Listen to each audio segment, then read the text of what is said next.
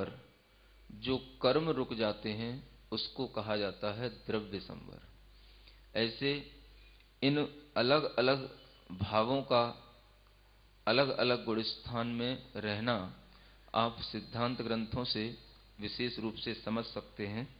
समयाभाव से यहाँ पर सब बताया जाना असंभव है। सगुप्ती समिति धर्मानुप्रेक्षा परिषय जय चारित्र ही। वह जो संवर है वह किन किन कारणों से होता है, उनके भेद यहाँ बताए जा रहे हैं। सर्वप्रथम लिया है गुप्ती। गुप्ती यानी कि आप जानते हैं मन, वचन और काय के भेद से 3 प्रकार की होती है। उसका स्वरूप भी आगे बताया जाएगा। समिति यानी कि समीचीन रूप से प्रवृत्ति होना, इसको समिति कहते हैं। धर्म जो आप जान रहे हैं, उत्तम, क्षमा आदि, ये 10 प्रकार के धर्म, यह भी कर्म के संवर और निर्जरा के लिए कारण होते हैं। अनुप्रेक्षा यानी कि भावनाएं, जिनका कि हम बार बार चिंतन करते हैं। परिषय जय, जो आगे बताए जाने वाले हैं, 22 परिषय होते हैं। उनकी जय का मतलब उन्हें जीत लेना, उनसे विचलित नहीं होना। और चारित्र जो कि आगे बताया जाएगा, सामायिक आदि के भेद से 5 प्रकार के होते हैं। तपसा निर्जराच,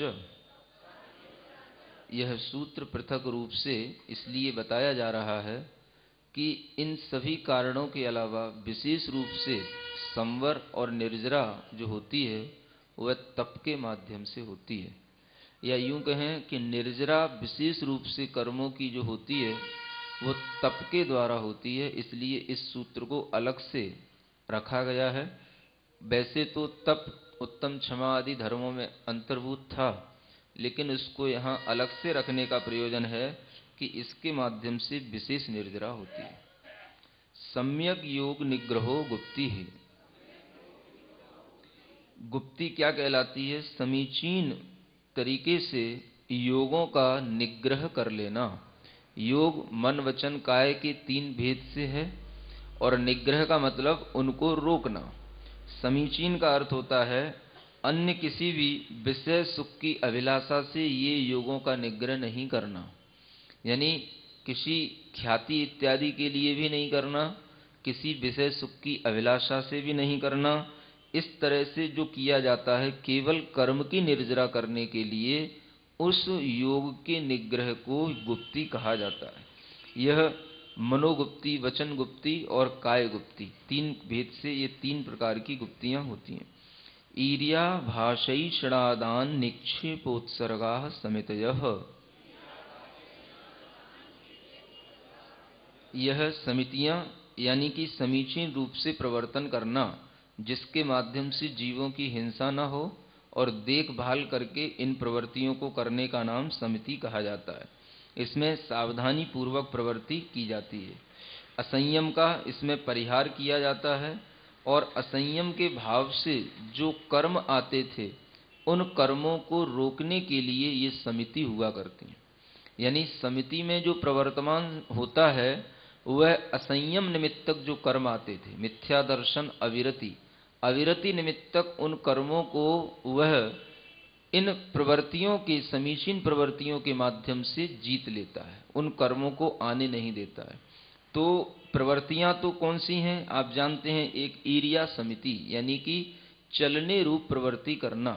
इस चलने रूप प्रवृत्ति में भी प्रयोजन पूर्वक गमन करना, और वह गमन जिस समय पर हो उस समय पर मुख्य रूप से हमें आलोक, जिसे बोलते हैं सूर्य के प्रकाश में ही वो गमन हो। रात्रि इत्यादि में विचरण नहीं करना, रात्रि में गमनागमन आदि नहीं करना, और उसके साथ में 4 हाथ भूमि आगे देखते हुए गमन करना, यह ईर्या समिति कहलाती है। इस तरह से प्रवर्तन करने पर वह असंयम से आने वाले कर्म अपने आप रुक जाते हैं। भाषा समिति आपको बताया जा चुका है कि हितमित और सत्य वचनों को बोलना, यह भाषा समिति कहलाती है।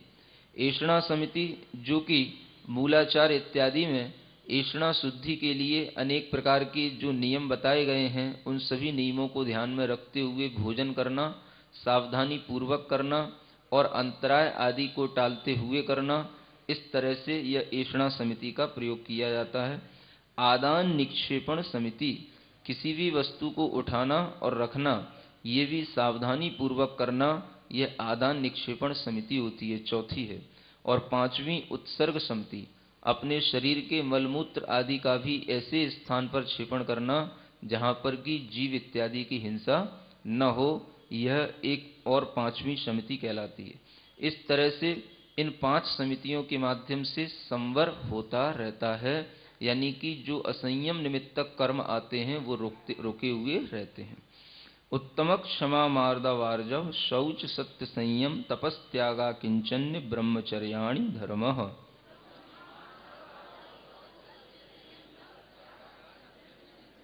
इन्हीं संवर के हेतुभूत ये 10 धर्म हुआ करते हैं। और वस्तुतः ये 10 धर्म भी जब समिति में प्रवर्तमान होते हैं तो उस समय पर प्रमाद न हो, उस प्रमाद को दूर करने के लिए इन 10 धर्मों को अलग से बताया जाता है। यानी कि जो समितियां हैं उन्हीं में ही इस प्रकार से 10 धर्मों का यदि ध्यान रहता है तो उसके कारण से हम उस प्रमाद जन्य दोष को दूर कर लेते हैं और प्रमाद के कारण से उत्पन्न होने वाली अनेक प्रकार की बाधाओं का परिहार भी कर लेते हैं। ये 10 धर्म आप प्रतिदिन सुन ही रहे हैं, इसलिए अलग से कुछ बताना आवश्यक नहीं है। अनित्या शरण संसारैकत्वा न्यत्वा शुच्याश्रव संवर निर्जरा लोक बोधि दुर्लभ धर्म स्वाख्या तत्वानुचिंतन मनुप्रेच्छा।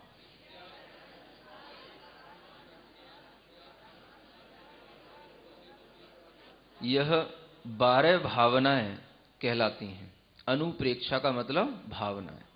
इन 12 भावनाओं के चिंतन से भी संवर होता है। आपके लिए भी अगर आप प्रतिदिन इन 12 भावनाओं का नियमित अभ्यास रूप से कुछ चिंतन मनन करते हैं तो उससे अनेक असंयम निमित्तक जो कर्म आते हैं वह उनका आना रुक जाता है। इन 12 भावनाओं में मन का लग जाने से मन एकदम कहना चाहिए ध्यान के निकट पहुंच जाता है। ध्यान से पूर्व इन भावनाओं का चिंतन करना आवश्यक होता है। इसलिए कभी भी ध्यान एक साथ नहीं लगता, उससे पहले कुछ चिंतन आवश्यक होता है।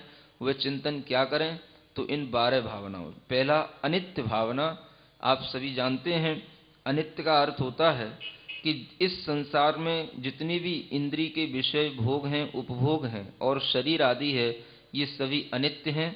एकमात्र आत्मा का ज्ञान दर्शन स्वभाव ही नित्य है, ऐसा चिंतन करना अनित्य भावना कहलाती। अशरण भावना, इस संसार में जिसमें कि हम अनेक प्रकार के जन्म जरा मृत्यु रूप व्याधियों को हमेशा धारण किए रहते हैं और इसमें जीव के लिए कोई भी शरण मृत्यु के बाद नहीं रहती है। एकमात्र उसके अंदर वीतरागता की शरण, देव शास्त्र गुरु की शरण ही उसको इन जन्म जरा मृत्यु के कष्टों से बचा पाती है, ऐसा चिंतन करना ये अशरण भावना होता है। संसार भावना, जो हम 5 परावर्तन रूप इस संसार में भ्रमण करते हैं या 4 गतियों रूप इस संसार को देखते हैं, उस संसार के गतियों में उत्पन्न हुए उन जीवों की दुखों का चिंतन करके अपने मन को शांत करना, यह संसार भावना कहलाती। एकत्व भावना का अर्थ होता है कि हम सभी प्रकार के अपने मन के अंदर के ममत्व को त्याग करके एक आत्म स्वरूप का ही केवल ध्यान करना, चिंतन करना, उसी के विषय में विचार करना, यह एकत्व भावना कहलाती है। या यह विचार करना कि यह आत्मा अकेला ही पुण्य और पाप को, अनेक प्रकार के सुख और दुखों को भोगने वाला है, कोई भी इस आत्मा के लिए उस कर्म के फल में सहयोगी नहीं है, ये एकत्व भावना होती है। अन्यत्व भावना का अर्थ होता है जितना भी जो कुछ भी हमारी आत्मा के अलावा है, अन्य है, वो सब अन्यत्व रूप है, वह हमारे आत्मा के स्वभाव से भिन्न है, यह अन्यत्व भावना होती। अशुचि भावना, शरीर की अशुचिता का, अपवित्रता का निरंतर चिंतन करना, यह अशुचि भावना कहलाती। आश्रव भावना, किन कारणों से कर्मों के आश्रव होते हैं, ऐसे मिथ्यात्वादी जो 5 हेतु बताए हैं, इनका अनेक प्रकार के भेद उपभेदों के साथ विस्तार से चिंतन करना, यह आश्रव भावना में आता है। संवर भावना, जैसा कि आपको यहाँ बताया जा रहा है, यह गुप्ती समिति आदि के द्वारा ही संवर हुआ करता है। ऐसा विचार चिंतन करते हुए व्रतों को ग्रहण करने का भाव करना, ये संवर भावना होती। निर्जरा, जो निर्जरा हमारे लिए मोक्ष में काम आने वाली है, ऐसी अविपाक निर्जरा, और वह निर्जरा विशेष रूप से ऐसे ही सम्यक अनुष्ठान करने पर हमें प्राप्त होती है, ऐसा विचार करना, ये निर्जरा भावना होता है। लोक भावना, जिसमें कि 3 लोक हैं, 3 लोक के अंदर जितने भी द्रव्य हैं उनका चिंतन करना, या 3 लोक के स्वरूप का चिंतन करना, 3 लोक के पूर्ण रूप से उन 4 गतियों का चिंतन करना इत्यादि, ये सब लोक चिंतन में आ जाता है। इसके चिंतन से भी मन शांत हो जाता है। बोधि दुर्लभ, इस संसार में दुर्लभ दुर्लभ क्या है? तो पहले तो इस संसार में ये मनुष्य भव को पाना दुर्लभ, फिर उस मनुष्य भव में भी उच्च कुल प्राप्त करना, निरोग शरीर प्राप्त करना, फिर उसके बाद में सम्यक्त प्राप्त करना, संयम प्राप्त करना, फिर संयम प्राप्त करना, आत्म ध्यान करना, शुद्धोपयोग होना, और उसके बाद केवल ज्ञान होना, ये सब उत्तरोत्तर दुर्लभ माने जाते हैं। इनका विचार करते रहना, ये बोधि दुर्लभ भावना है। धर्म भावना, जो कि अहिंसा रूप परम धर्म या दशलक्षण रूप परम धर्म, इसका चिंतन करना, ये सभी धर्म भावना के अंतर्गत आ जाता है। इस तरह से इनको तत्व कहा गया है, और ये बहुत अच्छे तरीके से कहे गए, भगवान के द्वारा बताए हुए उपदिष्ट ये तत्व हैं। इनको चिंतन करने का नाम अनुप्रेक्षा कहलाता है। इसलिए यहाँ पर स्वाख्यात तत्वानुचिंतनम अनुप्रेक्षा ऐसा कहा है, यानी कि यह एक तरह से हमारे लिए तत्व चिंतन से कम नहीं है।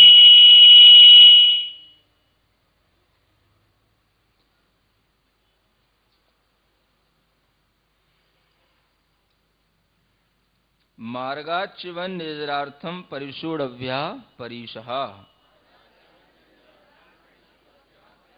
अब यहाँ पर परिशहों का क्रम आया है। परिशह क्यों सहे जाते हैं, किस प्रयोजन से उनको सहन किया जाता है, वो यहाँ बताया जा रहा है। मार्ग से हमारा च्यवन न हो, यानी कि हम मार्ग से हट न जाएं।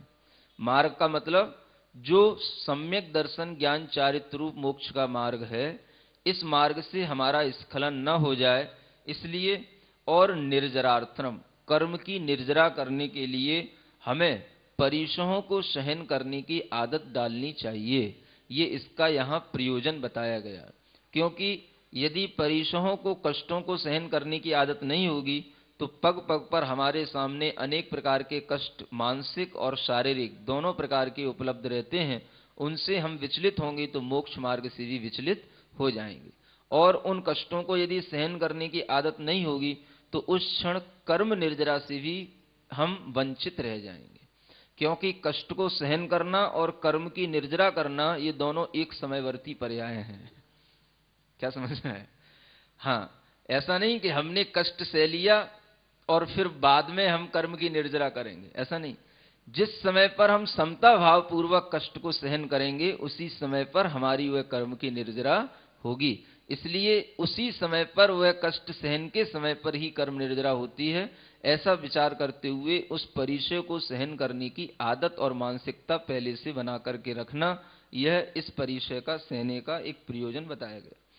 क्षुत् पिपाशा शीतोष्ण दंस मशक नाग्न्यारति स्त्रीचर्या निषद्या सय्या क्रोश वद याचना लाभ रोग तड़ स्पर्श मल सत्कार पुरस्कार प्रज्ञा ज्ञाना दर्शनानि।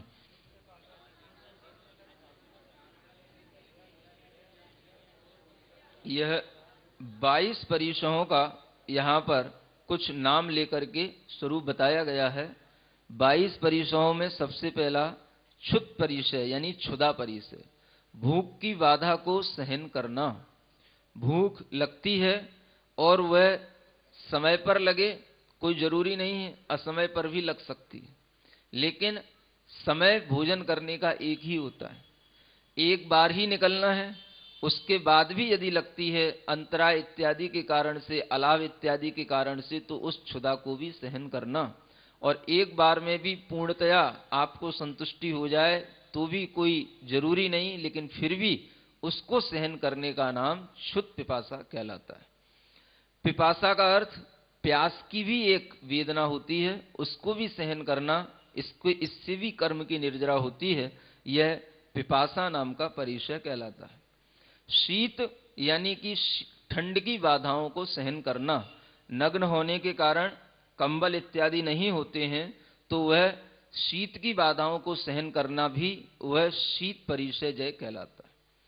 उष्ण की बाधाओं को सहन करना, क्योंकि उष्णता को दूर करने के लिए आपके ऊपर कोई पंखे, कूलर इत्यादि नहीं होंगे, क्योंकि इन सब साधनों में हिंसा होती है, इसलिए उष्ण परिचय को भी यथाशक्ति सहन करना।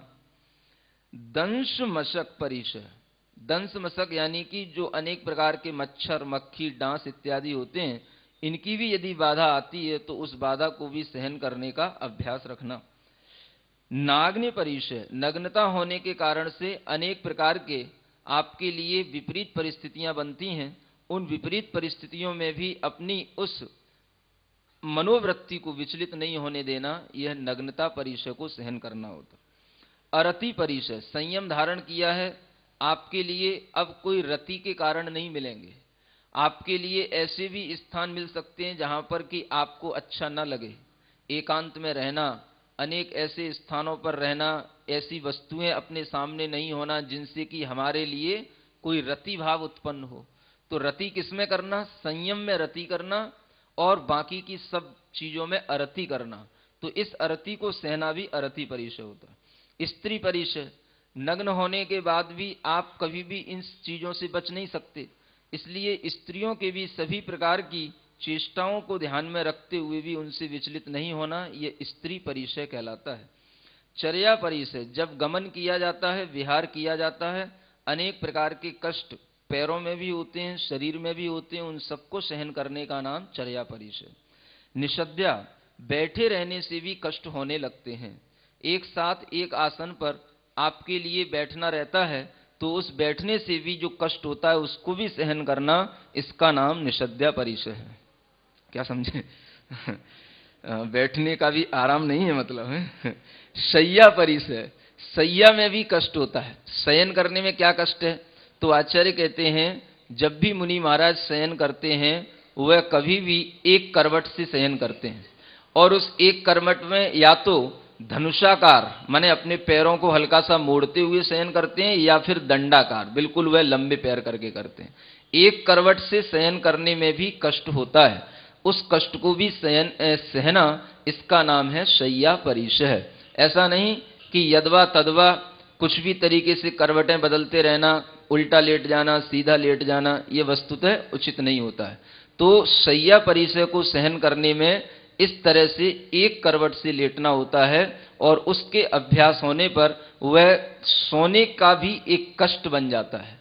जब वह शयन करने के बाद उठा जाता है तो वह एक ही करवट से लेटे रहने के कारण से उस हिस्से में दर्द होना भी संभव होता है, तो उसको भी सहन करना, यह शय्या परिचय कहलाता है।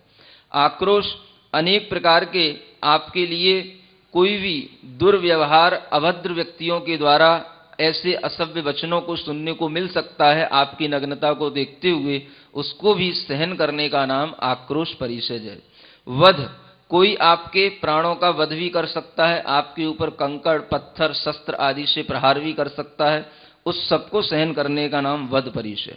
याचना, आपके पास में पिच्छी, कमंडलू, शास्त्र के उपकरण के अलावा कुछ भी नहीं होगा, आपको यदि कुछ और आवश्यकता पड़नी ही नहीं चाहिए, यदि भीतर से पड़ती है तो उसको भी मांगना नहीं, इसका नाम है याचना परिचय। अलाभ परिचय, आप आहार इत्यादि के लिए गए, लाभ नहीं हो पाया, विधि नहीं मिल पाई, या कुछ ऐसे भी स्थान जहां पर कि कोई व्यक्ति शुद्धि से भोजन कराना नहीं जानते हैं, आपके लिए अनेक प्रकार के अंतराय रास्ते में जाते हुए भी आ सकते हैं, इन सब चीजों पर भी अलाभ होते हुए भी इन सब चीजों के साथ में उसको लाभ मान करके सहन करना। लाभ क्या हो गया? चलो अच्छा हुआ, आज हम और कर्म की निर्जरा करने लगे, आज के दिन हमारे इस कष्ट के सहने से और अधिक कर्म की निर्जरा होगी, ये लाभ मान करके इस अलाभ में खेद खिन्न नहीं होना, इसका नाम है अलाभ परिचय को जीतना। रोग भी आते हैं, क्योंकि अनेक प्रकार की प्राकृतिक इत्यादि जो वातावरण रहते हैं, ऋतुओं के परिवर्तन रहते हैं, भोजन पराश्रित रहता है, इस कारण से शरीर में रोगों की संभावनाएं भी बहुत अधिक हुआ करती हैं। उस रोग में भी साम्य भाव से उसको सहन करना, यह रोग परिचय है। तृण स्पर्श, जब चलते हैं तो उस समय पर भी अनेक प्रकार के तृण, कंटक, कांटे, अनेक प्रकार के कंकड़ इत्यादि हुआ करते हैं, उससे भी कष्ट होते हैं, उसको भी सहन करने का नाम तृण स्पर्श कहलाता है। मल, शरीर पर अनेक प्रकार से विहार इत्यादि करते हुए गर्मी इत्यादि के समय पर ठंड आदि में मैल जम जाता है, तो उस मैल को न स्वयं हटाना और न किसी को हटाने के लिए कहना, ये मल परिचय को जीतना कहलाता है। सत्कार पुरस्कार, यानी कि आपके लिए सत्कार भी मिल सकता है, पुरस्कार भी मिल सकता है ना, और उसको मिलते हुए भी अपने मन में किसी भी प्रकार का ऐसा मन के अंदर प्रसन्नता का भाव नहीं रखना, क्योंकि यह सत्कार पुरस्कार तो ये भी अपने कर्म के उदय से मिला करते हैं। इसमें प्रसन्नता का भाव रखने से परिचय जय में कमी आ जाती है, ये भी एक बहुत बड़ा परिचय है। प्रज्ञा, यानी कि जो आपके लिए ज्ञान का क्षयोपशम है, उस क्षयोपशम से लोगों को यह ज्ञान हो सकता है कि इनका ज्ञान बहुत अधिक है, आपकी प्रशंसा हो सकती है, उस प्रशंसा में भी मुग्ध नहीं होना, यह प्रज्ञा परिचय कहलाता है। अज्ञान परिचय, यदि कर्म का क्षयोपशम नहीं भी है तो भी ऐसा भी सुनने में आ सकता है, इन मुनि महाराज के लिए कोई ज्ञान नहीं है, भले ही आप बहुत चारित्रवान हैं, सम्यक दर्शन ज्ञान के साथ में है, लेकिन अगर ज्ञान नहीं है तो उसको भी सहन करना, इसका नाम अज्ञान परिचय है। अदर्शन परिचय, हो सकता है बहुत समय आपके लिए तपस्या त्याग करते हुए हो गया हो, दीक्षा लिए हो गया हो, लेकिन फिर भी आपके लिए आपके अंदर कोई विशेष शक्तियां प्रकट ना हो रही हों, आपके अंदर कोई रिद्धियां प्रकट ना हो रही हों, फिर भी सम्यक दर्शन ज्ञान चारित्र रूप जो मोक्ष का मार्ग है उसको छोड़ने का भाव नहीं करना, यह अदर्शन परिचय कहलाता है। इस तरह से इन 22 परिचयों को सहन करने से विशेष निर्जरा हुआ करती है और संवर भी होता है। सूक्ष्म सांप्राय छदमस्त वीतरागयोश चतुर्दश, यह परिचयों में यहां बताया जा रहा है कि सूक्ष्म सांप्राय, जिसे हम 10वां गुणस्थान कहते हैं, और छदमस्त वीतराग, जिसका अर्थ है 11वां और 12वां गुणस्थान, वह उपशांत कसाय और क्षीण कसाय के रूप में होता है। वस्तुतः दोनों ही वीतराग कहलाते हैं और दोनों ही छदमस्त अवस्था के गुणस्थान है, इसलिए इस छदमस्त वीतराग शब्द से 11वां और 12वां गुणस्थान लिया जाता है। तो 10वें, 11वें और 12वें गुणस्थान में चतुर्दश यानी 14 परिचय तक होते हैं। ध्यान की अवस्था में परिचय कैसे, तो आचार्य कहते हैं वहां तक उन परिचयों के निमित्त भूत जो कर्म हैं उनका सद्भाव रहने के कारण से उन परिचयों को वहां तक कहा गया है। वस्तुतः उस रूप में उन्हें कोई वेदना होती हो ऐसा नहीं है। एकादश जिने, जिने यानी जिनेंद्र भगवान में, एकादश यानी 11 परिचय होते हैं। वस्तुतः जिनेंद्र भगवान में मोहिनी कर्म का अभाव होता है, लेकिन उस अभाव के बाद भी चूंकि वेदनी कर्म का सद्भाव रहता है, इसलिए उनको वेदनी कर्म निमित्तक वह 11 परिचयों का सद्भाव वहां तक बताया जाता है। उनके अंदर 11 परिचयों संबंधी कोई वेदना या पीड़ा होती हो ऐसा न समझना, क्योंकि ये यहाँ पर परिचय एक तरह से उपचार के माध्यम से वहां तक बताए गए हैं कि कर्म का सद्भाव वहां वेदनी कर्म का जिनेंद्र भगवान तक है, इसलिए उनके अंदर ये 11 परिचय भी होते हैं।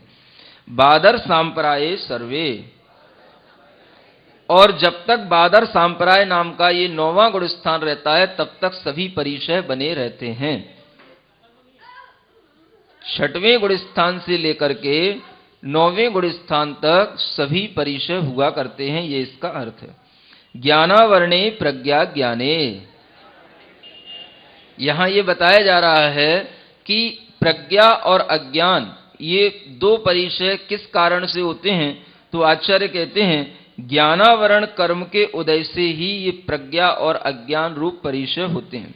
उसमें प्रज्ञा कैसी, तो वह छायोपशमिक जो हमारे अंदर ज्ञान है वही वस्तुतः प्रज्ञा कहलाती है, और इस प्रज्ञा के कारण से हमें मद उत्पन्न होता है। जब पूर्ण ज्ञान होगा तो मद उत्पन्न नहीं होगा, मद जब भी उत्पन्न होगा तो इस क्षयोपशम ज्ञान के साथ ही होगा, क्योंकि अन्य ज्ञानावरणों का उदय रहते हुए भी हमें उस ज्ञानावरण कर्म का जितना क्षयोपशम प्राप्त है उसके कारण से हमें मद की प्राप्ति होती है। इसलिए ये प्रज्ञा और अज्ञान, यानी कि जितना हमारे अंदर क्षयोपशम है वह भी, और जो क्षयोपशम नहीं है वह अज्ञान भी हमारे लिए परिचय का कारण बनता है। ये भी ज्ञानावरण के ही निमित्त से होता है। दर्शन मोहांतराययोर अदर्शना लाभौ, यह अदर्शन परिचय और अलाभ परिचय जो बताया गया वह दर्शन मोह के कारण से अदर्शन परिचय होता है, और अंतराय में भी लाभ अंतराय के कारण से अलाभ परिचय उत्पन्न होता है। चारित्र मोहे नाज्ञारति स्त्री निषद्या क्रोश याचना सत्कार पुरस्कारा,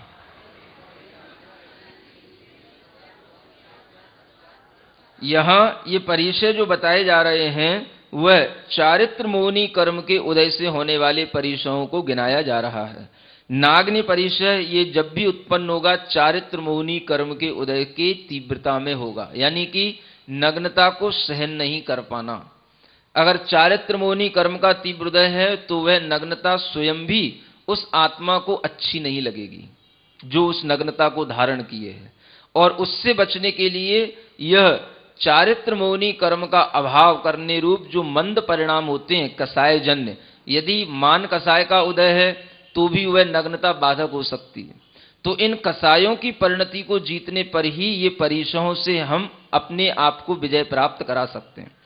अरति परिचय ये भी तभी उत्पन्न होता है जब चारित्र मोहनी कर्म के उदय होते हैं। स्त्री परिचय ये भी चारित्र मोहनी कर्म के उदय से होता है। निषद्या बैठने रूप कष्ट भी इसी के कारण से। आक्रोश यह बताया जा चुका है, यह परिचय भी चारित्र मोह के उदय से। याचना और सत्कार पुरस्कार ये परिचय भी चारित्र मोह की तीव्रता से ही होते हैं, यानी कि चारित्र मोहनी संबंधी जो कषाएं हैं वो इन परिचयों के लिए कारण होती हैं। वेदनीय शेषाः, इसके अलावा जितने भी अब परिचय बचे जो हम बता चुके हैं, प्रज्ञा, अज्ञान, अदर्शन, अलाभ और ये चारित्र मोहनी, इनके अलावा जो बचे ये सब वेदनी कर्म के उदय से होते हैं। ये वेदनी कर्म के उदय से होने वाले 11 परिचय, पहला क्षुधा परिचय, दूसरा पिपासा, तीसरा शीत, चौथा उष्ण, फिर आगे दंश मशक, पांचवां, छठवां चर्या, सातवां शय्या, आठवां वध, नौवां रोग, 10वां तृण स्पर्श और 11वां मल परिचय। ये परिचय वेदनी कर्म के उदय से होते हैं। एकादश जिन्हें सूत्र में जो भगवान के लिए 11 परिचय बताए हैं अरिहंत भगवान के लिए, उनमें भी ये परिचय शामिल हैं। यही 11 परिचय हैं, यानी क्षुत पिपासा आदि। चूंकि उनके लिए मोहिनी कर्म का अभाव हो गया है इसलिए उस संबंधी उन्हें कोई कष्ट नहीं है, लेकिन वेदनी कर्म का सद्भाव है, इसलिए इन 11 परिचयों का वहां पर सद्भाव माना है। उसमें एक उदाहरण भी दिया है, जैसे कि आगे बताएंगे, केवली भगवान में भी ध्यान होता है। अरिहंत अवस्था में 13वें गुण स्थान में भी उनके लिए ध्यान होता है, तीसरा शुक्ल ध्यान। 14वें गुण स्थान में भी ध्यान होता है। तो वस्तुतः जैसे वहां पर ध्यान कोई बुद्धि पूर्वक नहीं किया जाता, ध्यान के लिए वहां पर कोई मन की एकाग्रता नहीं रखी जाती है, लेकिन फिर भी उसको ध्यान कहा जाता है, क्योंकि ध्यान का वहां पर कार्य दिखाई देता है। तो वह ध्यान की जैसे परिभाषा जो बताई जाती है वो वहां पर घटित नहीं होती, उसको उपचार से ध्यान कहते हैं। उसी तरह से परिचय की जो परिभाषा बताई गई है वो यहाँ जिनेंद्र भगवान में घटित नहीं होती, इसलिए इनको उपचार से यहाँ पर परिचय बताया जाता है। एकादयो भाज्या युगपदे कस्मिन्नई कौन विंशते है, जो परिचय होते हैं तो ये सब 22 परिचय क्या एक साथ हो सकते हैं? तो आचार्य कहते हैं एक साथ एक समय में 22 परिचय संभव नहीं है, क्योंकि जिस समय पर शीत परिचय होगा उस समय पर उष्ण परिचय नहीं होगा, इन दोनों में से एक होगा। तो इन दोनों में से एक होने पर एक कम हो गया। और शय्या निषद्या चर्या, यानी या तो आप सोएंगे या बैठेंगे या चलेंगे, तो 3 में से एक परिचय ही एक समय पर होगा, 2 ये कम हो जाएंगे, तो 3 परिचय कम होने पर 22 में से 3 गए, 19 परिचय एक समय पर एक साथ हो सकते हैं। इसमें एक प्रश्न यह भी आता है कि प्रज्ञा और अज्ञान ये दोनों परिचय एक साथ कैसे हो सकते हैं? तो इसमें भी आचार्यों महाराजों ने उत्तर दिया है कि प्रज्ञा का अर्थ है जितना हमारे अंदर ज्ञानावरण कर्म का क्षयोपशम है उस संबंधी हमारे लिए प्रज्ञा परिचय उस समय पर रहेगा, और अज्ञान परिचय अन्य जो हमारे लिए क्षयोपशम कर्म के नहीं हुए हैं उस संबंधी हमारे लिए अज्ञान परिचय भी बना रहता है। जैसे अवधि ज्ञानावरण, मने परे ज्ञानावरण, केवल ज्ञानावरण, अभी तक जब तक इनका अभाव नहीं हुआ तो इन संबंधी अज्ञान बना हुआ है। या श्रुत ज्ञान में भी जितने श्रुत ज्ञान का क्षयोपशम हो गया है वो प्रज्ञा के रूप में हो गया, और जितना श्रुत ज्ञान अभी क्षयोपशम को प्राप्त नहीं हुआ है वो अज्ञान के रूप में हो गया। तो ये दोनों परिचय एक साथ रह सकते हैं, इसमें विपरीतता नहीं है। ऐसा ध्यान। सामायिक छेदोपस्थापना परिहार विशुद्धि सूक्ष्म सांप्राय यथाख्यात मिति चारित्रम।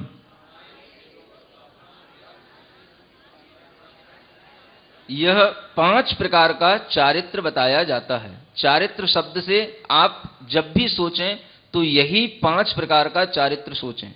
चारित्र शब्द को सिद्धांत ग्रंथों में और जैनेन्द्र दर्शन में जिन आगम के अंदर यही 5 प्रकार का चारित्र बताया गया है, इसके अलावा और कोई चारित्र नहीं होता है। सबसे पहला सामायिक चारित्र, आप समझ सकते हैं जो दूसरे अध्याय में आपको बताया था चारित्र और संयमा संयम, वह चारित्र अलग लिखा था, संयमा संयम अलग लिखा था। वह चारित्र क्या है? तो वस्तुतः यह सामायिक आदि ये 5 प्रकार के चारित्र होते हैं, और यह चारित्र मुनि महाराज से ही शुरू होते हैं। जब भी कभी चारित्र ग्रहण किया जाता है तो ये सामायिक और छेदोपस्थापना ये 2 चारित्र मुनि महाराज के द्वारा ग्रहण किए जाते हैं। ऐसा सिद्धांत शास्त्रों में मूलाचार आदि में लिखा है कि पहले तीर्थंकर और अंतिम तीर्थंकर के समय में ये छेदोपस्थापना चारित्र भी रहता है। बाकी के बीच के 22 तीर्थंकरों के समय पर एकमात्र सामायिक चारित्र ही होता है। तो वर्तमान में जो भी चारित्र कहा जाएगा वह इन 2 चारित्रों को ही ग्रहण करने का नाम चारित्र है, सामायिक और छेदोपस्थापना। सामायिक में सर्वशाबद्ध योग वृत्ति रूप, यानी कि सभी प्रकार की हिंसा आदि पापों से वृत्ति रूप एक सामायिक रूप अखंड चारित्र होता है। और छेदोपस्थापना का अर्थ होता है कि हम उसको पालन करने के लिए जो अन्य समिति गुप्ती आदि का एक अपने लिए सहारा लेते हैं, या यूं कहें 28 मूल गुणों को धारण करना, यह वस्तुतः एक तरह से छेदोपस्थापना चारित्र है। और एकमात्र अहिंसा रूप मूल गुण को धारण करना यह सामायिक रूप चारित्र है। तो इस तरह से सामायिक और छेदोपस्थापना ये दोनों ही धारण किए जाते हैं और दोनों ही मुनि महाराज के पास में होते हैं। और यही 2 चारित्र आज वर्तमान में 5 में से हो सकते हैं, इनके आगे के चारित्र नहीं होते हैं। इस तरह से छेदोपस्थापना के बाद में परिहार विशुद्धि, यह भी एक चारित्र होता है। यह वस्तुतः एक विशिष्ट संयम की उपलब्धि या इसे कह सकते हैं रिद्धि होती है। इसमें क्या होता है, वर्तमान में परिहार विशुद्धि चारित्र नहीं होता, यह चारित्र मात्र 6वें 7वें गुणस्थान तक ही रहता है, आगे के गुणस्थान में चारित्र नहीं रहता, जबकि सामायिक आदि चारित्र आगे के 9वें गुणस्थान तक रहते हैं। तो इस परिहार विशुद्धि में ऐसा बताया जाता है सिद्धांत ग्रंथों में, जो पहले अपने घर पर 30 वर्ष तक अच्छे सुख पूर्वक रहे हों और उसके बाद में उन्होंने दीक्षा ग्रहण करके वर्ष पृथक काल तक एक प्रत्याख्यान नाम का पूर्व होता है, उसको तीर्थंकर भगवंत के पाद मूल में रह करके पढ़ा हो, अभ्यास किया हो, उसके कारण से उन्हें एक ऐसी रिद्धि प्राप्त होती है कि वह जब चलते हैं तो उन्हें चलने के माध्यम से किसी भी प्रकार के सूक्ष्म जीवों को बाधा नहीं पहुंचती है। वह पिच्छी इत्यादि का भी प्रयोग नहीं करेंगे तो भी उनके उस संयम के माध्यम से किसी भी जीव को बाधा नहीं होगी। ऐसे संयम को धारण करने वाले परिहार विशुद्धि संयम वाले मुनि महाराज कहलाते हैं। इनके लिए नियम होता है कि वह तीनों सामायिक कालों को छोड़ करके कम से कम प्रतिदिन 2 कोश गमन अवश्य करें। क्या समझे? 2 कोश का मतलब लगभग हो जाता है 6 किलोमीटर। इतना गमन तीनों संध्याओं को छोड़ करके अवश्य करना है। रात में नहीं करना, करना दिन में ही है, लेकिन ये गमन उनके लिए करना आवश्यक होता है। ये रिद्धि उस गमन के साथ ही चलती है, गमन के साथ ही इस रिद्धि का उपयोग देखा जाता है, प्रयोग देखा जाता है। इसलिए ये 6वें 7वें गुणस्थान तक ही रहती है। ध्यान में इस संयम का कोई भी उपयोग या इसका गुणस्थान से कोई संबंध नहीं रहता। परिहार विशुद्धि के बाद सूक्ष्म सांप्राय, यह भी एक चारित्र है। जिस गुणस्थान में मात्र सूक्ष्म रूप से संप्राय माने लोभ कषाय रह गई हो, ऐसे 10वें गुण स्थान में जो आत्मा का चारित्र उत्पन्न होता है उसे सूक्ष्म संप्राय चारित्र कहा जाता है। इसके बागे जब सूक्ष्म उस कषाय का भी अभाव हो जाता है तो वे 11वें 12वें 13वें गुण स्थान का चारित्र और आगे भी 14वें गुण स्थान तक को वह यथाख्यात चारित्र कहा जाता है। यथाख्यात का अर्थ होता है यथा माने जैसा, आख्यात माने कहा गया है। जैसा आत्मा का स्वरूप कहा गया है वैसा ही वह आत्मा का स्वरूप वहां पर अनुभव में आता है और उस चारित्र के माध्यम से जो उस आत्म स्वरूप की उपलब्धि होती है उसी को कहते हैं शुद्ध आत्म स्वरूप का अनुभव होना। वस्तुतः इसी को अध्यात्म भाषा में स्वरूपाचरण चारित्र कहा जाता है। जो स्वरूपाचरण चारित्र का उपयोग कुछ लोग अत्यधिक अपनी कुछ हठाग्रह के कारण से चतुर्थ गुण स्थान में करते हैं, आचार्य कहते हैं वह स्वरूपाचरण चारित्र की उपलब्धि और उसका अनुभव वह इन 11वें आदि गुण स्थानों में होता है और उसकी शुरुआत भी यदि होती है तो वह इस चारित्र के साथ ही होती है। यानी कि कभी भी अप्रमत्त आदि गुण स्थानों से पहले उस स्वरूपाचरण चारित्र का हम किसी भी प्रकार से अनुभव नहीं कर सकते हैं। स्वरूपाचरण चारित्र प्रारंभ होगा तो वह अप्रमत्त गुण स्थान से, सप्तम में भी निवृत्ति के साथ में ध्यान के साथ में जो गुण स्थान होगा उस सप्तम गुण स्थान से लेकर के आगे के 10वें गुण स्थान तक वह एक देश रूप से स्वरूपाचरण चारित्र उसको कहा जा सकता है अध्यात्म की भाषा में। फिर उस चारित्र का वास्तव में उपलब्ध हो जाना, अनुभव करना, प्रतीति हो जाना, इसका नाम है स्वरूप में आचरण होना। स्वरूप माने अपने स्व माने आत्मा का जो रूप है वैसा ही उसे अनुभव में आने लगता है, उसी को स्वरूपाचरण चारित्र कहा जाता है। तो इस तरह से ये अथाख्यात चारित्र का अध्यात्म भाषा में एक रूप बनता है। ये मुख्यता है और गौणता उसकी सप्तम आदि गुण स्थान से शुरू होती है। चतुर्थ गुण स्थान में किसी भी कारण से स्वरूपाचरण चारित्र की सिद्धि किन्हीं भी आचार्यों ने नहीं की। एकमात्र पंडित गोपाल दास जी बरैया हुए, उन्होंने जैन सिद्धांत प्रवेशिका लिखी। उस प्रवेशिका में शायद उन्होंने सबसे पहले इस चतुर्थ गुण स्थान में स्वरूपाचरण चारित्र लिखा। वह पंडित जी उस समय पर बहुत प्रसिद्ध थे, आगे के कई विद्वानों ने उन्हीं का अनुसरण किया, लेकिन वह गलती बाद में उन विद्वानों को महसूस हुई और पूरे आगम ग्रंथों का आलोड़न करने पर ज्ञात होता है कि इस स्वरूपाचरण चारित्र को कहीं पर भी इस चतुर्थ गुण स्थान में किन्हीं भी आचार्यों ने स्वीकार नहीं किया है। इसलिए अपने को इस जिद को छोड़ देना चाहिए कि चौथे गुण स्थान में स्वरूपाचरण चारित्र होता है। अनशनाव मौदर्य वृत्ति परिसंख्यान रस परित्याग विविक्त शय्यासन काय क्लेशा बाह्यम तपः।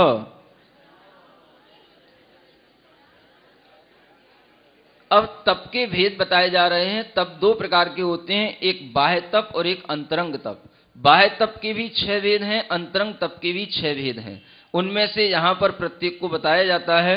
अनशन ये बाह्य तप है, चूंकि इसमें बाह्य द्रव्य का आलंबन लेना पड़ता है इसलिए इसको बाह्य द्रव्य तप कहा जाता है।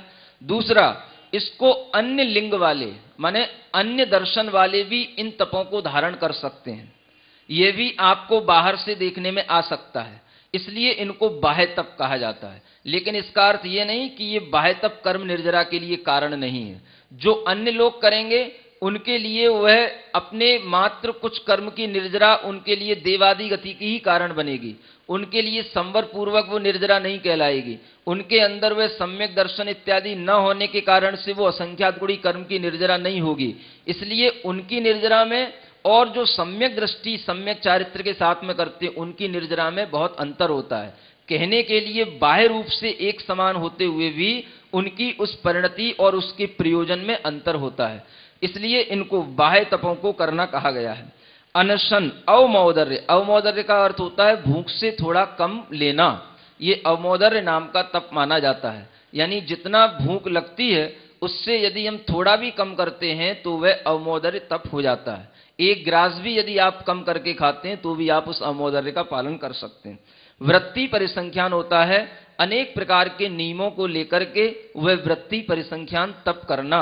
इस तप का प्रयोजन होता है अपने कर्म के उदय को देखना, या हमारे अंदर उस कर्म का क्षयोपशम कितना है जैसे अंतराय आदि कर्म का क्षयोपशम कितना है, इसकी परीक्षा के लिए ये विशेष तप किया जाता है। यह मुनि महाराज के मूल गुणों में शामिल नहीं है।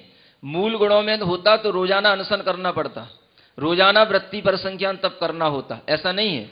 ये समय समय पर किए जाते हैं, इन्हें उत्तर गुणों के रूप में स्वीकार किया गया है। ये तप जिनके माध्यम से इसे बोलते हैं अपन एक्स्ट्रा ऑर्डिनरी कोर्सेज, है ना। एक्स्ट्रा कोर्सेज होते हैं, एक अपना सिलेबस जो क्लास का होता है वो अलग, और अपन एक्स्ट्रा कोई कोचिंग करके एक्स्ट्रा कोर्स करते हैं। ये ऐसे ही तप एक्स्ट्रा कोर्स में आते हैं, जिन्हें उत्तर गुणों में कहा जाता है। तो वृत्ति परिसंख्यान में अनेक प्रकार की ऐसी वृत्तियां ली जाती हैं जिनके माध्यम से अपने पुण्य की भी परीक्षा की जाती है कि आज हम ये विधि लेकर के निकले, हमारे लिए यदि आहार मिलेगा तो ही हम ग्रहण करेंगे, नहीं तो नहीं करेंगे। ऐसा करते हुए वो एक दिन के लिए भी हो सकती है, 3 दिन 6 महीने तक के लिए भी हो सकती है। इस तरह से उस अपने पुण्य को देखने के लिए तप किए जाते हैं। इसमें ऐसा नहीं किया जाता कि हमने अगर वृत्ति परिसंख्यान लिया है तो हम उस स्थान पर एक जगह खड़े होकर के बार बार अपनी विधि को मिलवाएं, बार बार कोहनी कर करके हाँ 1 इलायची और रख लो, 4 लौंगे और रख लो, ऐसा इशारा किया जाए। ये वस्तुतः वृत्ति परिसंख्यान का कोई रूप नहीं है। वृत्ति परिसंख्यान करने वाले मुनि महाराज आहार के लिए निकलते हैं, और आचार्यों ने आगम में बताया है जैसे कोई बिजली की किरण निकलती हुई चली जाती है, ऐसे वो उस स्थान से चलते हुए चले जाते हैं और किसी भी प्रकार से कोई भी इशारा इत्यादि न करते हुए उस स्थान से गुजर जाते हैं। अगर उन्हें वापस लौटना आना होता है तो हो सकता है वो एक बार वापस लौट करके और आ जाएं, और उनको यदि विधि नहीं मिलती है तो मंदिर में जाकर के अपनी उस मुद्रा को त्याग कर देते हैं और प्रत्याख्यान ले लेते हैं। ऐसा नहीं कि वह किसी एक ही श्रावक के पीछे बार बार चक्कर लगाए जाएं और उससे विधि जबरदस्ती मिलवाई जाए, ये वस्तुतः कोई वृत्ति परिसंख्यान नहीं होता है। रस परित्याग, जो 6 प्रकार के रस हैं आप जानते हैं, दूध है, दही है, घी है, तेल है, नमक है और मीठा है। ये 6 रस हैं। इन 6 रसों में यथा संभव यथाशक्ति जो त्याग किए जाते हैं वो रस परित्याग नाम का तप कहलाता है। गृहस्थो सुन रहे हो कि नहीं? हाँ, इसीलिए कहा गया है कि गृहस्थ आर्त रौद्र ध्यान में ही तत्पर रहता है। ये गृहस्थ की परिभाषा है, सुन रहे हो ना? हाँ, ज्यादा ऊंचा उड़ने का प्रयास मत करो। वेदना याश्च, तीसरा ध्यान होता है वेदना। शरीर में यदि वेदना उत्पन्न हो जाती है तो वह निरंतर उसको दूर करने का ही भाव होता है। जल्दी ये दर्द दूर हो जाए, जल्दी ये पीड़ा हट जाए, हमारे अंदर वह धैर्य नहीं रहता है, और उस धैर्य के अभाव के कारण से मन में जो केवल उसी का ध्यान रहता है कि कब ये दर्द दूर हो, कब ये दुख दूर हो। हम नमोकार मंत्र भी पढ़ेंगे तो नमोकार मंत्र पे ध्यान नहीं जाएगा, ध्यान तो उसी की पीड़ा पर ही रहता है। तो वह कहलाता है वेदना नाम का आर्त ध्यान। यह भी निरंतर चलता है। निदानम च, और एक निदान नाम का आर्त ध्यान होता है जो कि हमें आगामी काल में अनेक प्रकार की भोग वस्तुओं की प्राप्ति हो, अनेक प्रकार के पदों की प्राप्ति हो, राजा इत्यादि के रूप में, इस प्रकार से मन में चिंतन करना भी निदान नाम का आर्त ध्यान है। तदविरत देशविरत प्रमत्त संयता नाम।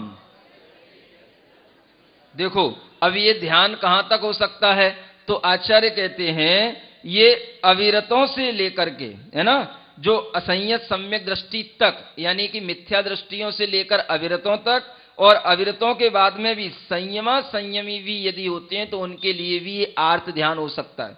और प्रमत्त संयत तक भी ये आर्त ध्यान हो सकता है, माने 6वें गुण स्थान तक ये आर्त ध्यान रह सकता है। क्या समझ में आया? जहां तक प्रमाद है वहां तक यह आर्त ध्यान रहता है। 6वें गुण स्थान तक भी इस आर्त ध्यान में मुनि महाराज को भी हो सकता है, लेकिन 7वें गुण स्थान में यह आर्त ध्यान नहीं होगा। लेकिन इतना याद रखना कि इनमें भी 4 प्रकार के ध्यान में से 6वें गुण स्थान तक यदि होंगे तो मात्र 3 ही ध्यान हो सकते हैं। इष्ट वियोग, अनिष्ट संयोग और वेदना, निदान नहीं होगा। निदान नाम का ध्यान 6वें गुण स्थान में संभव नहीं है। अगर उन्होंने निदान का भाव किया तो वह गुण स्थान ही उनका छूट जाएगा। इसलिए 3 प्रकार के ध्यानों में प्रमत्त संयतों के लिए ही कहा गया है, और 4 प्रकार के ध्यान वह संयमा संयम तक सभी के लिए हो सकते हैं, यह जानना। हिंसा नृतस्ते विषय संरक्षणेभ्यो रौद्रमविरत देश विरतयोः।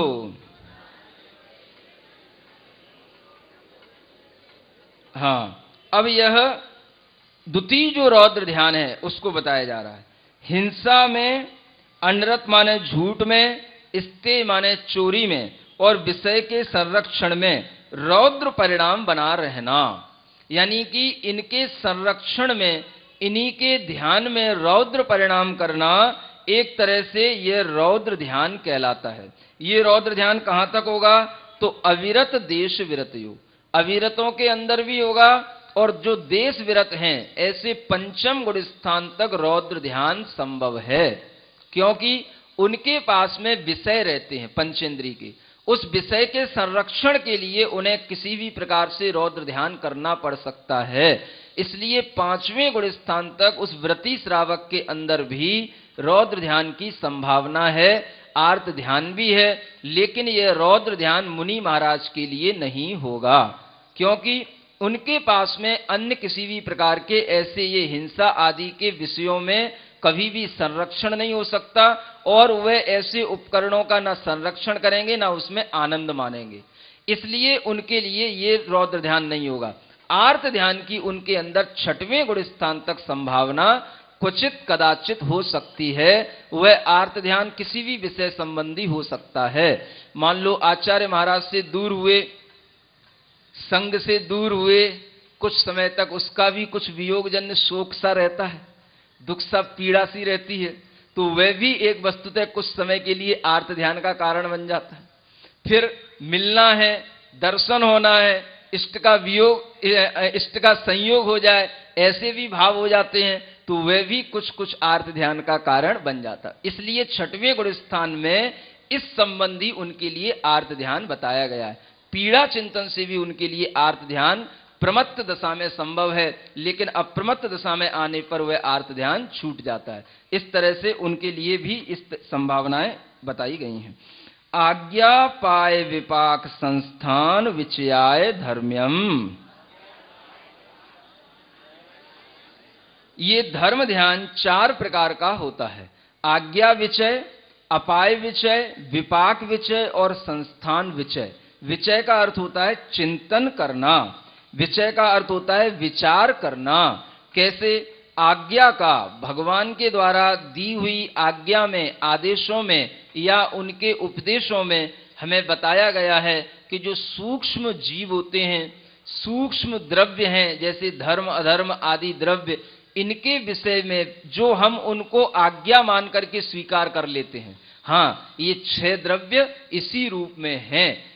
जीव सूक्ष्म निगोद रूप में भी पूरे ब्रह्मांड में भरे हुए हैं।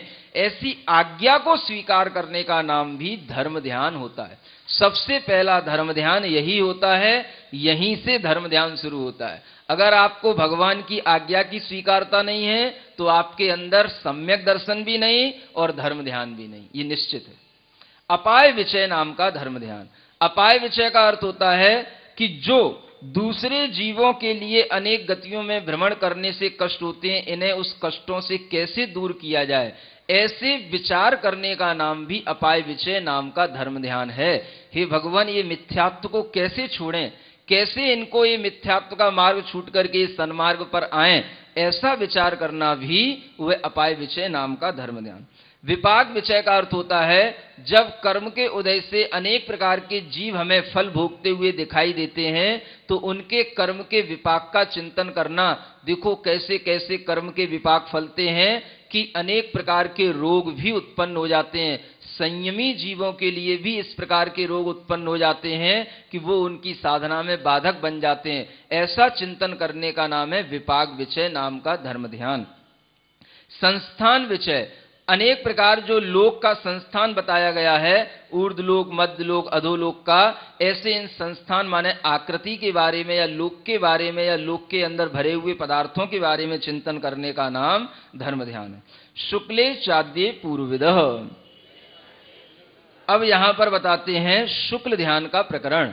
शुक्ल ध्यान जो होता है वह आदि के जो 2 शुक्ल ध्यान हैं वे किनको होते हैं? जिनके अंदर पूर्वों का ज्ञान होता है। चतुर्दश पूर्व जो आपने सुने ना, 12 अंग और 14 पूर्व होते हैं, तो जो उन पूर्वों को जानने वाले हैं उन्हीं के लिए ये शुक्ल ध्यान होता है, ऐसा बताया। परे केवलिनः, और उन 4 शुक्ल ध्यान में अंत के जो 2 शुक्ल ध्यान है वो केवली भगवान के लिए ही होते हैं। वह चाहे सयोग केवली हो चाहे अयोग केवली हो, उनके लिए अंत के 2 ध्यान। अब उन 4 शुक्ल ध्यानों के नाम बताए जाते हैं। पृथक्त्वैकत्व वितर्क, सूक्ष्म क्रिया प्रतिपाति, विपुरत क्रिया निवर्तीनि।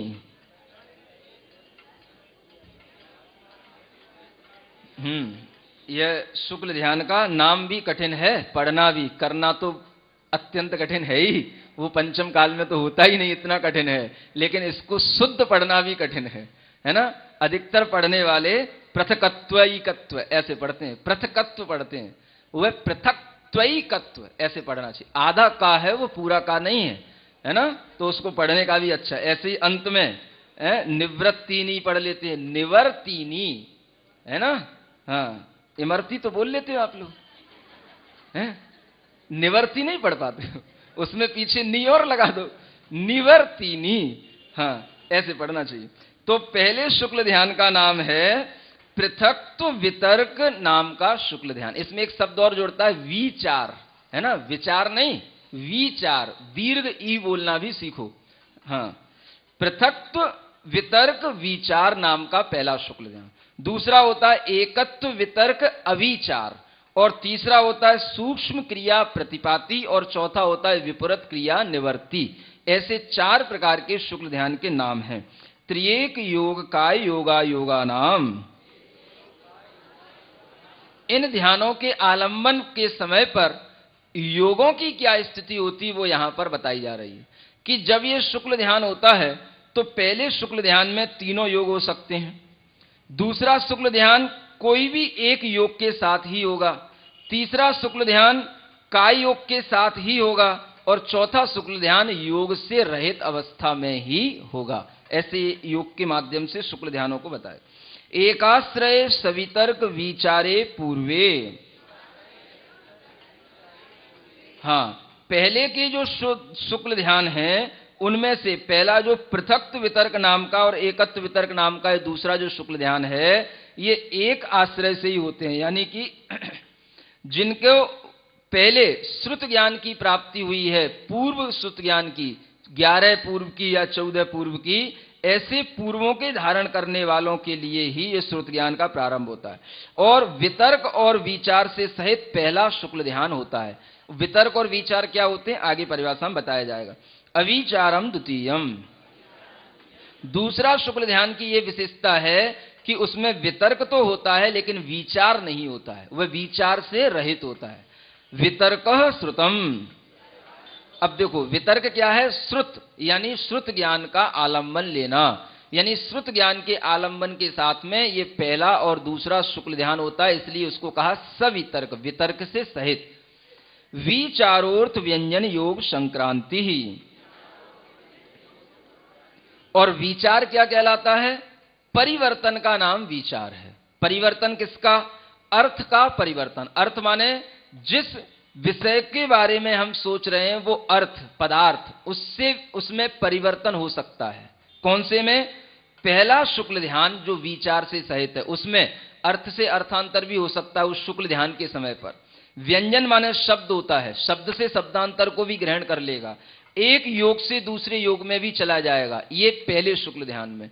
और दूसरे शुक्ल ध्यान में ऊपर बताया था कि वह विचार से रहित है, माने कि उसके अंदर ये संक्रांति नहीं होगी। संक्रांति माने परिवर्तन नहीं होगा। दूसरे शुक्ल ध्यान में जिस पदार्थ को वह चिंतन कर रहा है उसी में लीन रहेगा, पदार्थ से पदार्थांतर का ग्रहण नहीं करेगा, शब्द से शब्दांतर में भी नहीं जाएगा, और उसका योग भी परिवर्तित नहीं होगा। उसी एक योग में ही वह दूसरा शुक्ल ध्यान होगा। आप विचार कर सकते हैं कि योग बहुत कम समय के लिए, अंतर मुहूर्त काल के लिए एक योग कोई भी होता है, चाहे वो मनोयोग, वचन योग, काय योग हो, उसी एक योग में ही ये दूसरा शुक्ल ध्यान हो जाएगा। और यही शुक्ल ध्यान अंतर मुहूर्त होने पर, एक योग में, किसी भी एक योग में ठहरने पर केवल ज्ञान को उत्पन्न करा देता है। ये इसका अर्थ। आगे, सम्यक दृष्टि श्रावक वीरतानंत वियोजक दर्शन मोक्ष क्षपकोप शमकोप शांत मोक्ष क्षपक क्षीण मोजना क्रमशो संख्ये गुण निर्जराः।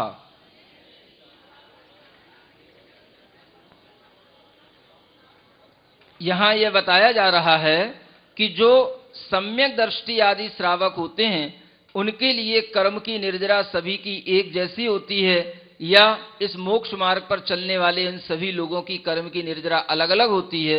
ये कर्म की निर्जरा के भेद बताने के लिए अलग अलग यहां पर बताया जा रहा है। ये ऐसे स्थान बताए जा रहे हैं जिनमें असंख्यात गुणी कर्म की निर्जरा बढ़ती हुई होती है। सबसे पहले सम्यक दृष्टि जीव को लिया गया है। अविरत सम्यक दृष्टि जीव के लिए सर्वप्रथम यह असंख्यात गुणी कर्म की निर्जरा उस समय पर होती है जिस समय पर यह सम्यक दर्शन की प्राप्ति करता है, और वह भी उपसम सम्यक दर्शन के समय पर मात्र अंतर मुहूर्त काल के लिए यह कर्म की असंख्यात गुणी निर्जरा होती है। उसके बाद में सम्यक दर्शन का वह अंतर्मुहूर्त काल जाने के बाद में वह निर्जरा छूट जाती है। फिर वह जब तक कि श्रावक, ये दूसरा पद है, श्रावक का अर्थ जो आपको पहले बताया था ना, श्रावक माने क्या है, जिसने 12 व्रतों को ग्रहण करके 2 प्रतिमाओं को लेकर के व्रती बना हो वह श्रावक है। कुछ कुछ लोग एक प्रतिमा में भी श्रावकत्व की या असंख्यात गुणी कर्म की निर्जरा की बात कहते हैं, लेकिन आचार्य महाराज का कहना है कि वह व्रती बनने पर ही शुरुआत होती है।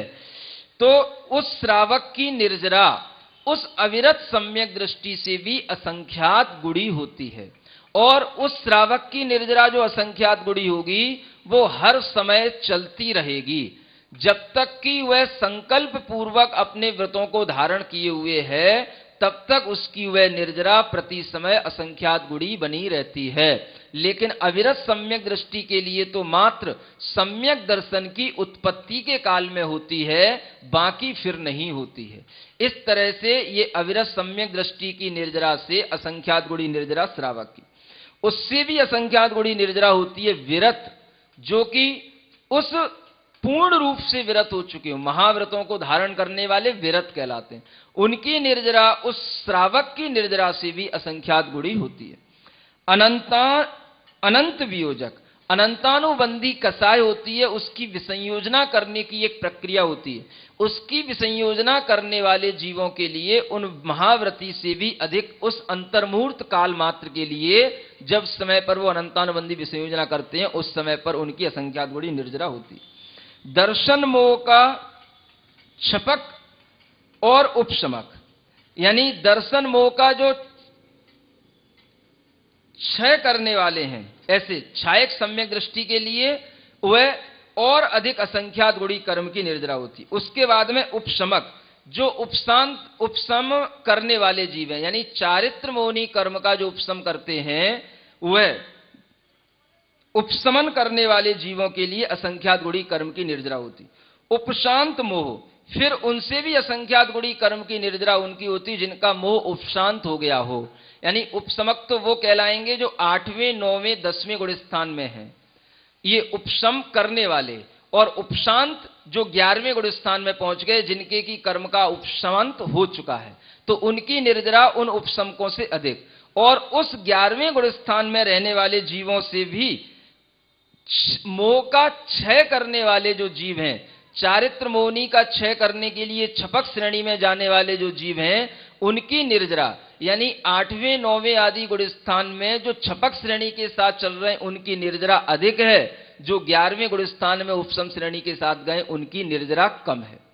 और फिर क्षीण मोह, जिनका मोह क्षीण हो गया, ऐसे 12वें गुण स्थान वाले जीवों की निर्जरा उनसे भी छपक से भी अधिक होती है। और जिन जो कि केवली भगवान कहलाते हैं, अरिहंत अवस्था को प्राप्त हो जाना, उनकी निर्जरा सभी से अधिक होती है। ये असंख्यात गुणी निर्जरा के ये पद बताए गए हैं। पुलाक वकुश कुशील निर्ग्रंथ स्नातका निर्ग्रंथा,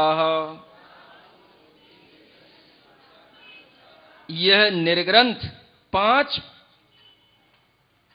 प्रकार के, पुलाक वकुश कुशील निर्ग्रंथ और स्नातक, ये 5 प्रकार के मुनि महाराजों का यहां पर वर्णन किया जा रहा है। ये सभी भावलिंगी मुनि महाराज होते हैं, सभी छठवें सातवें गुण स्थान में रहने वाले होते हैं और ये सभी तीर्थों में पाए जाते हैं। इनके बाह्य आचरण में कुछ अंतर होता है, वो यहाँ टीका ग्रंथों में बताया गया है। एक कहलाते हैं पुलाक।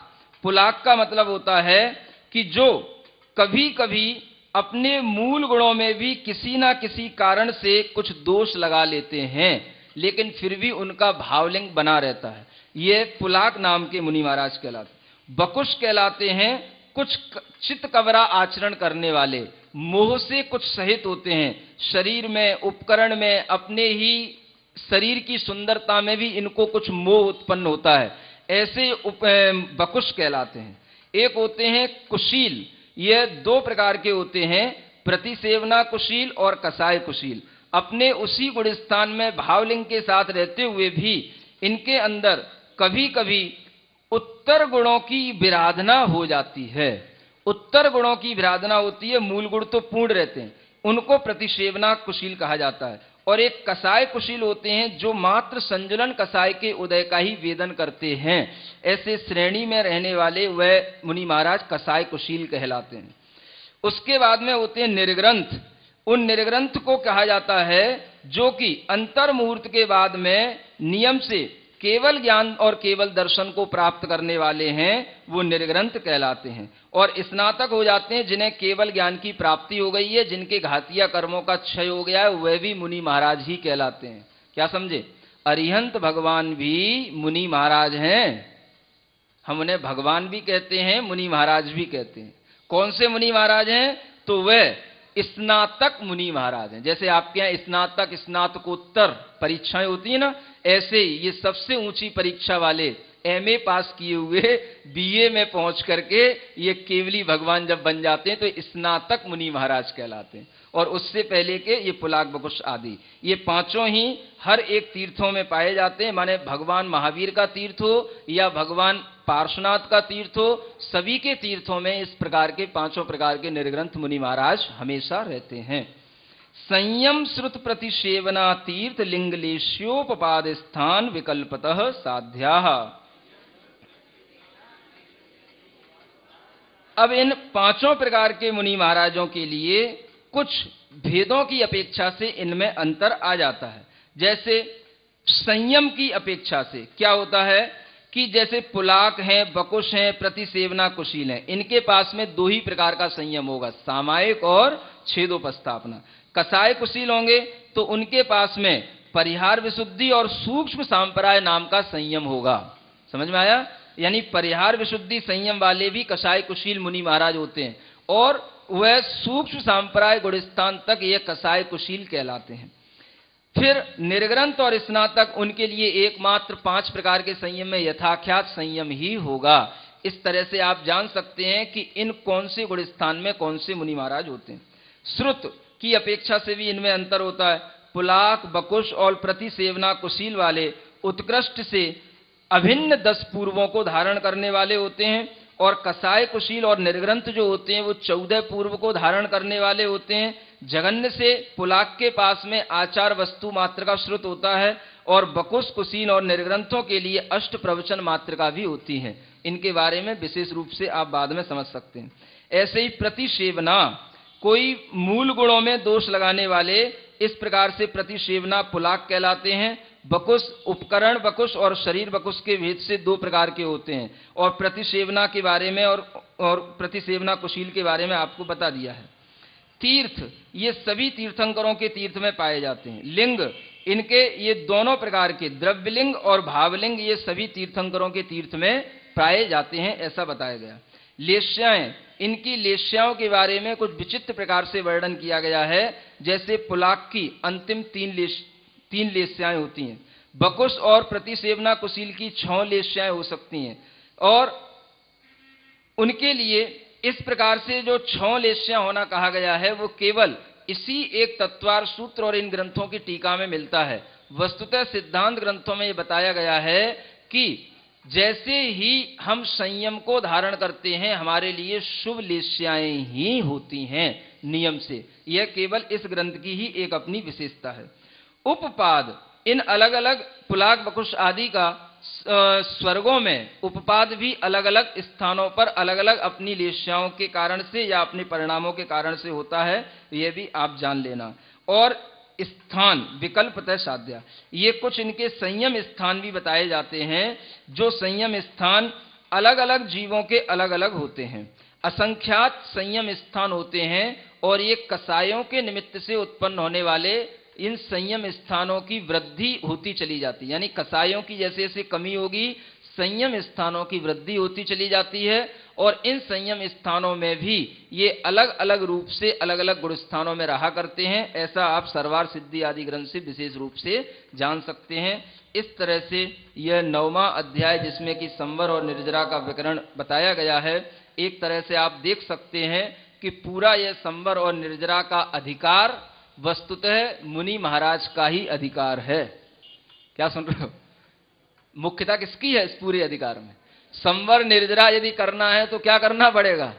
आपको कम से कम मुनि महाराज तो बनना पड़ेगा। और यथाशक्ति अगर मुनि महाराज ना भी बन पाओ तो कम से कम देश व्रतों को तो धारण करना ही पड़ेगा। उससे पहले कुछ भी निर्जरा के लिए और संवर के लिए कोई संभावनाएं नहीं है। इसलिए मोक्ष के निकट पहुंचने के लिए संवर निर्जरा करना है तो व्रतों को धारण करो और किसी भी प्रकार की गफलत में न पड़ो। महावीर भगवान की बोले परम।